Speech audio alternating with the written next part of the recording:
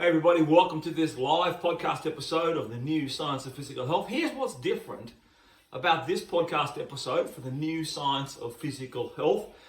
And for all the people that normally listen to the show, here's a little, a creative idea. I'll tell you what this idea is, and what sparked this idea for this particular episode. As for those of you who are watching the video of this, I'm here pedaling. I'm in my lounge room. It's a Sunday night, and I've started off the week's physical activity where I'm putting the perfect health lesson into practice in real life. You'll see me looking down at my watch if you're looking at the video part of this, and you'll notice I'm out of breath. So I'm on a stationary bike, I'm here at home, and tonight's planned physical activity for me, I've had a relaxing day, had a bit of a snooze this afternoon, but here I am at a hair's breadth of 59 years old, and I decided that tonight is going to be 3 segments in my lounge room. You might be able to hear a little bit of sport I've got playing in the background, and here in Australia. And I decided to do a live teaching session about some elements of the perfect health lesson. So for those of you who are here for the first time, I'm talking about the one single framework that I've created, turned into a book, an online classroom, and a whole series of other tools.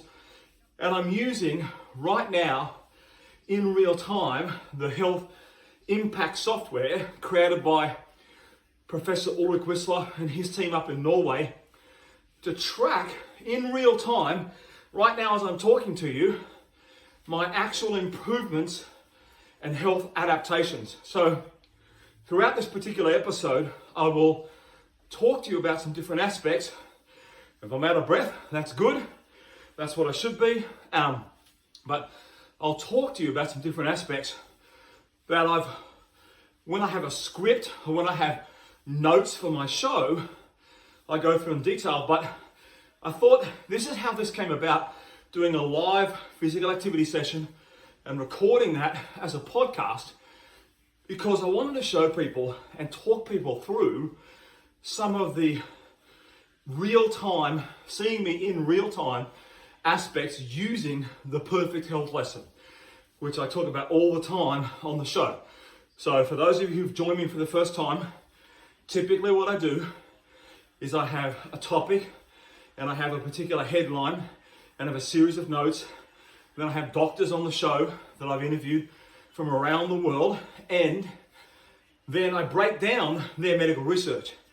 And then I also do hot take episodes, where in a hot take episode, I'll look at something that's popular in the media right now, and I'll do my hot take from the position of someone who's been teaching health and physical education for 40 years, and whether or not you should use this popular article in the media for your own improved longevity and improved health span. So here's what I want to talk about in today's first ever live recording of the New Science of Physical Health, and I'll do a series of different other ones. And I've got a lot of physical activity planned this week. Some are going to be group fitness classes where I do altitude training. Talk about that later in the week. Some will be other sessions outside.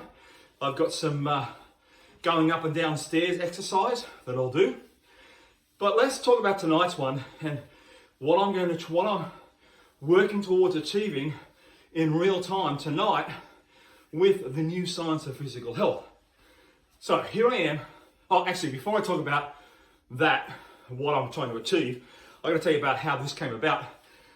I'm watching a YouTube clip yesterday, and this guy that I follow on YouTube about how to improve your social media followers and views and get more people interested in your work, he says to me, not to me, he says to the audience that he's talking to, he goes that AI content creators are coming and they're going to eat your lunch in the marketplace. And of course, I'm trying to draw people to this one framework, education framework I've created after 40 years called the perfect health lesson. This single diagram, you can learn it in 1 hour, and you can start using it the very next day to track and improve your molecular and physiological health adaptations in real time. So I'm sitting there going, AI content creators? And so now I do know a lot about how you can create AI characters that look like real people and get them to say whatever you want. And you and I wouldn't know the difference whether they're real or not. So I'm sitting there listening to this YouTube clip, watching this YouTube clip, sitting at home in my TV, which I'm watching a bit of sport in the background right now. And I'm thinking to myself, you know what? That if that's true, and this guy's a very respected person in social media, content creation and teaching social media, if that's true, what can I do with the New Science of Physical Health podcast and my work that's a spin-off of that, the Perfect Health Lesson, that AI can never recreate? I'm sitting there and I go, a little bright spark popped into my head. Occasionally it does. And I'm hang on, look at my watch here. 4 more minutes in this segment to go. I'm looking there and I'm thinking to myself, you know what? AI could never recreate a live physical activity session that I can post, break up into little segments to teach people about the topic that I want to talk about tonight, which is your oxygen efficiency and hazard ratios. I'm going to talk about those two things, which are a part of my Perfect Health Lesson. AI content creator, never going to create sweat like I've got dripping off me right now. Never going to create someone drinking real water, and never going to create in real time, live, somebody who can look down their watch and go, my heart right now is beating at 131 beats per minute.